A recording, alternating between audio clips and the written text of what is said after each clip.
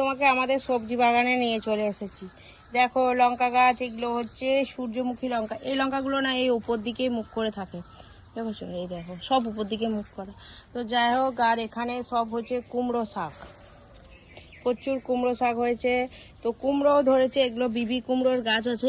এই দেখো কত দারুণ একটা কুমড়ো ধরেছে। আগেও দুটো ধরেছিল, সে দুটো আমাদের ভেঙে নেওয়া হয়েছে, পেকে গেছে তখন ভেঙে নিয়েছি। তারপর দেখো এগুলো তো সব লেবু ধরে আছে, এই দেখো এগুলো সব লেবু, এগুলো কাবজি লেবু। দাঁড়ানো তো দারুণ সেন্ট, আর দারুণ কি বলবো, এত রস হয় লেবুগুলো, কাবজি লেবু না, খুব ভালো। এগুলো পাকলে পরেই তখন যখন হলুদ হবে তখনই এগুলোকে আমরা তুলি, হেভি হয় খেতে।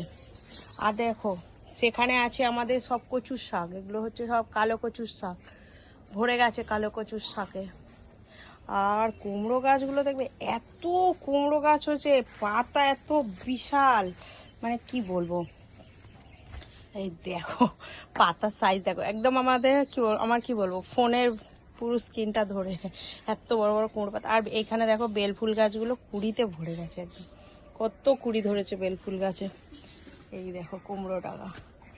আর দেখো সেদিকটা পুরো কচুর শাক, কালো কচুর শাক। আর টমেটো দেখবে, টমেটোর সাইজ এই দেখো, 3টাতে 500 হয়ে যাবে, 500-র বেশি হয়ে যাবে।